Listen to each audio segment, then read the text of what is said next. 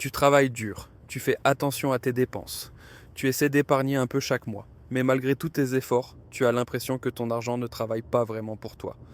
Et puis, sur les réseaux, tu vois des gens qui disent avoir doublé leur argent en une semaine avec la crypto, les NFT ou des actions miracles. Tu te demandes, est-ce que je rate quelque chose?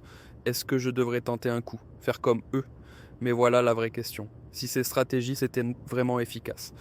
Pourquoi les familles les plus prospères, celles qui ont construit de vraies fortunes sur plusieurs générations, les évitent systématiquement? Pourquoi fuient-elles la spéculation comme si leur stabilité financière en dépendait? Tu crois que c'est parce qu'elles sont trop prudentes? Trop vieille école? Tu crois qu'elles manquent d'ambition? Ou qu'elles n'osent pas prendre de risques? Et si c'était justement parce qu'elles savent quelque chose que toi tu ne sais pas encore? Dans cette vidéo, je vais te dévoiler les secrets financiers des foyers les plus stables, les plus solides, et pourquoi leur approche n'a rien à voir avec la spéculation. Installe-toi bien, car ce que tu t'apprêtes à découvrir peut faire la différence entre survivre financièrement et vraiment prospérer.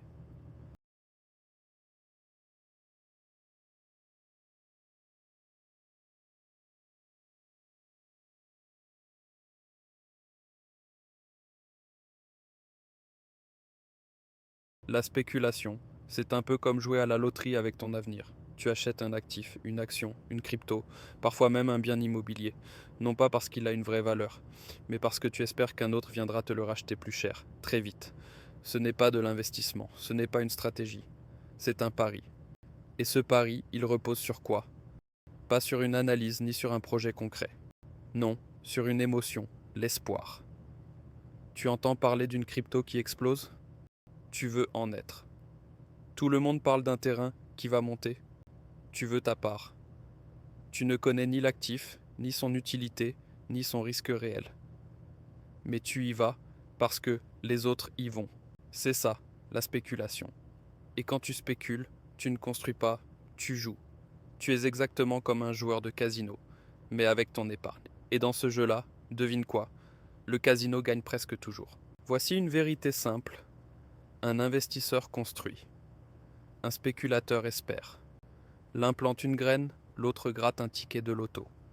L'investisseur veut des revenus réguliers, une croissance lente mais sûre. Il prend le temps d'apprendre, d'analyser, de comprendre ce qu'il possède. Le spéculateur, lui, cherche le jackpot. Il veut du plus 100% en 24 heures. Mais ce qu'il obtient souvent, c'est du moins 4-20%. Et une belle dose de stress. Investir, c'est croire en la valeur. C'est acheter une part d'une entreprise et l'accompagner pendant 5, 10, 20 ans.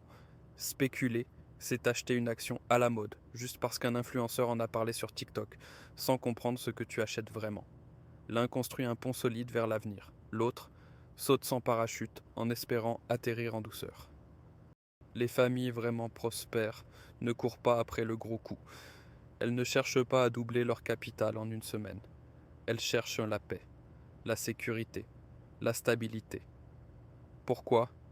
Parce qu'elles savent que la richesse n'est pas un feu d'artifice, c'est une fondation.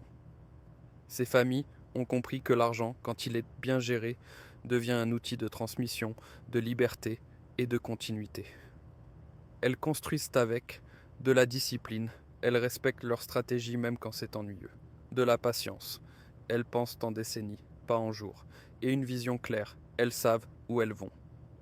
La spéculation, trop instable, trop émotionnelle, trop risquée, et elles refusent de mettre en danger ce qu'elles ont mis des années à bâtir, juste pour suivre une mode. Leur but, ce n'est pas de flamber. Leur but, c'est de transmettre. Pas seulement de l'argent, mais une façon de penser, une intelligence financière, une paix d'esprit. Ce que la spéculation te promet, c'est rapide, excitant, facile. Tu vois des captures d'écran de gains, des témoignages euphoriques, des promesses d'indépendance en quelques semaines. Mais ce qu'elle te livre, c'est souvent tout l'inverse. Des pertes brutales qui tombent sans prévenir, du jour au lendemain. Un stress quotidien qui t'accompagne dès le réveil, jusqu'à la dernière notification. Et pire que tout, un faux sentiment de contrôle, une illusion que tu maîtrises, alors que tu es en train de perdre pied. Tu crois que tu es aux commandes. Tu passes des heures à analyser les courbes, lire des fils Twitter, guetter la moindre tendance. Mais en réalité, ce n'est pas toi qui gères ton argent, c'est ton argent qui te gère. Tu deviens prisonnier d'une montagne russe émotionnelle, où chaque clic est un coup de poker. Et les chiffres ne mentent pas. 90% des spéculateurs particuliers perdent de l'argent. Et quand la poussière retombe, qu'est-ce qu'il reste vraiment? De l'instabilité. Tu ne sais plus où tu vas. Des dettes. Parfois même envers toi-même. Une frustration profonde. Car tu pensais aller vite et tu t'es freiné tout seul. Rien de tout ça ne construit la liberté. Rien de tout ça ne crée la paix. La spéculation, c'est l'illusion de s'enrichir, pendant qu'en silence tu t'appauvris, mentalement, émotionnellement et financièrement. Tu sais, si tu veux vraiment construire un truc qui tient la route, faut pas chercher le coup de chance ou la recette magique. Regarde ceux qui y arrivent, vraiment. Ils font ça à leur rythme, sans précipitation, mais avec méthode. Chaque mois, ils mettent un peu d'argent dans des trucs solides, comme les ETF, des paniers d'actions diversifiés. Pas besoin d'être devin ou d'attendre le bon moment. Juste être régulier, c'est ça qui compte. L'immobilier, ils ne foncent pas tête baissée. Ils étudient, comparent, ils prennent leur temps, parfois des années, avant d'acheter. Quand ils sautent le pas, c'est parce qu'ils sont sûrs. Et pour leur épargne, ils automatisent tout. Pas besoin de s'en souvenir ou d'y penser tous les jours. Parce qu'ils savent que c'est l'intérêt composé qui fait le vrai boulot, pas eux. Ils ont aussi des objectifs clairs, bien définis, qui leur ressemblent. Ils laissent pas leurs émotions faire la loi quand il s'agit de leur argent. Leur devise. Doucement, mais sûrement. En gros, avancer calmement, c'est ça qui fait aller loin. Pas de stress, pas de folie, juste de la constance. Tu veux éviter de tomber dans les pièges où 90% des gens se font avoir avec leur argent. Alors, écoute bien ces 3 règles toutes simples, mais qui font toute la différence. La première règle, c'est n'investis jamais dans un truc que tu comprends pas. Si tu peux pas l'expliquer à un gamin de 10 ans, c'est que t'es pas encore prêt. La deuxième règle, c'est ne cours pas après la mode. Si tout le monde en parle partout, c'est souvent déjà trop tard pour toi. La troisième règle, c'est fais-toi un plan, écris-le et suis-le. Tu n'as pas besoin de tout savoir, mais tu dois savoir où tu veux aller.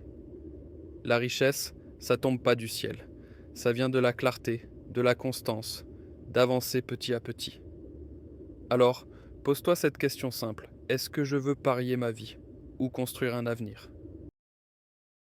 Si cette vidéo t'a aidé à voir l'argent autrement, n'oublie pas de liker, de t'abonner et de la partager à quelqu'un qui a besoin d'entendre ça. Et toi, tu spécules ou tu construis? Dis-le moi en commentaire.